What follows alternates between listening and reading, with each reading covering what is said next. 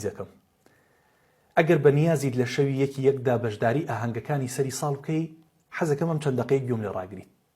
اینجا گریمان ئەم چەند دەقەیە بە تیکتۆکەوە بردووتەتە سەر یا پلەسەیشنێکت پێ و خەریکی یاریکردنیت وای دانیە.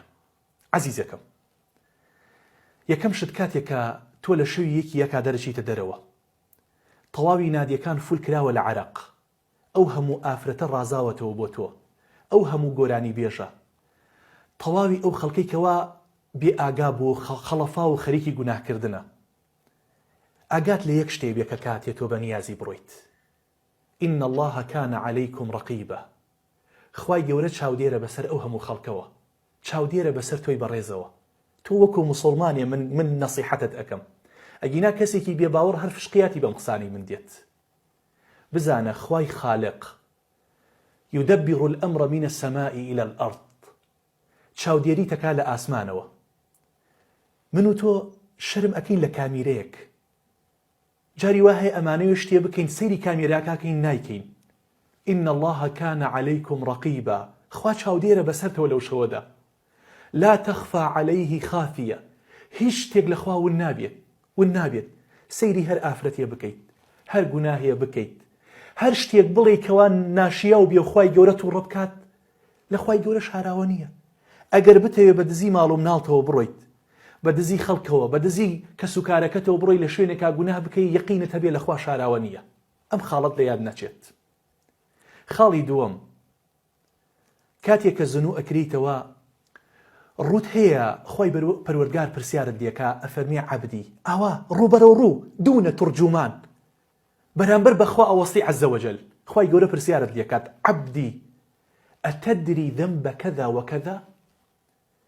ئەزانی لە فڵانە ڕۆژە لە فڵانە دەقەیە لە فڵانە کاتە فڵانە گوناهت کرد لە فڵانە شوێندا؟ جورئەتی ئەوەت هەیە بڵێ بەڵێ خوایە گیان؟ ئەگەر جورئەتت هەیە لە شەو یەکا دەرچۆ هەرچی گوناهە هەرچی ناشیاوە بیکە، بەڵام جورئەتی ئەوەمان نییە. سێمین شت ئەگەر لەو شەوەدا مردی چی؟ ئەگەر لەو شەوەدا مردی چی جوابی خوا ئەدەیتەوە؟ جورئەتی ئەوەت هەیە بە مەلائیکەکان بڵێ من الله ڕەبی؟ جورئەتی ئەوەت هەیە بڵێ من منهەجم ئیسلام بووە؟ جورئەتت هەیە بڵێ من پێشەواکەم ناوی محەممەدی کوڕی عەبدوڵڵا بوو عەلەیهی سەڵات وەسەلام؟ كل عبد يبعث على ما مات عليه. عەزیزەکەم لەسەر چ شێوازێک بمریت بەخوا ئاوازن وەکریتەوە. خۆ ئەگەر لە شەوی یەکی سەری ساڵا بمریت، لە یەکا بمری لە سەری ساڵە، بەخوا بەو شێوازە زنوەکریتەوە. دەیەها گەنج دەیەها ئافرەت لەو شەوەیە ئەمرێت. ئەوە چ ئابڕوچوونێکە بەرامبەر بەخوا سوبحانەوە تەعالە. چۆن جوابی خوا ئەدەیتەوە؟ عەزیزەکەم دنیا لادانێکی کاتیە. بابە فەلا تەغوڕەنەکم الحەیاة الدنیا. خوای گەورە بە سەریحی و بە صەحیحی پێمانە فەرمێت دنیا فریوتان نەدا، 100 ساڵ بژی یا 200 ساڵ بژی هەر بەجێ ئێهێڵی. اینجا بۆ بەڕوویەکی سپیەوە نەچمەنا ئەو کفنە سپیەوە، بۆ بەڕوویەکی سپیەوە مقابلەی خوانەکەم سوبحانەوە تەعالە. چوارەمین شت کە زۆر پێویستە تۆ بیزانی لە شەوی سەری ساڵدا، تۆ ئەزانی شەوی سەری ساڵ ئەم ئاهەنگێڕانە ئەمە بۆ کێکرێت و کێ دامەزرێنەرێتی؟ ئەزانی ئەوەی کەوا دامەزرێنەرێتی و موئەسیسێتی کێیە؟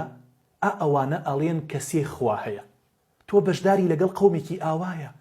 من تەشەبەه بقەوم فهو منهم.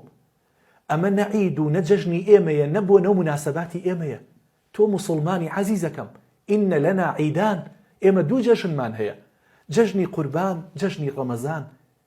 شەوی یەکە لە شەوی سەری ساڵدا ئاگات لێیە چی خۆشیەک دەرئەبڕێ ئەو خەڵکە، ئاگات لێیە چی تاوانێک ئەنجام ئەدا. تۆ بەشداری لەگەڵ ئەو قەومەیە کەوا شەریکی بۆ خوا داناوە. بۆیە عەزیزەکەم ئەم چەند وشەیەم بۆ تۆ باس کرد، ئەم چەند خاڵەمدایە گوێی تۆیە. بە قسەم ئەەکەی بەخوا بۆ خۆت قانجاز ئەەکەی، بە قسەشم ناکەیت. ئەوە قەبر و قیامەتی من و تۆ زۆر زۆر نزیکە. خوای پەروەردگار قیامەت بە بەیانی ناو ئەبات. ئەلەیسە الصبح بقەریب؟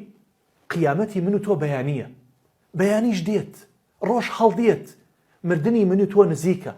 ونحن أقرب إليه من حبل الوريد. بەخوا لە شادەماری ملمان لێمانەوە نزیکترە. شادەماری ملمان لەناو گەرومانایە، لەناو پێستەکەمانایە. مردن لەوەش لێمان نزیکترە. عەزیزەکەم خافڵ مەبە. مردن بە فەجئەتی بۆت دێ، نازانی کێ ئەتکوژێ، نازانی چی نەخۆشیەک بۆت دێ.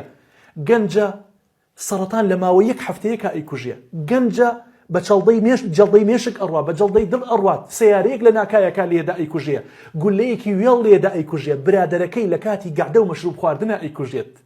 بۆیە عەزیزەکەم ئەم چەند شتم بە تۆ وت، واللهی ئینی لەکە ناصح ئەمین. من زۆر دڵسۆزم بۆ تۆ، حەز ناکەم بسووتەی، حەز ناکەم دونیات ڕەش بێ پێش قیامەتت.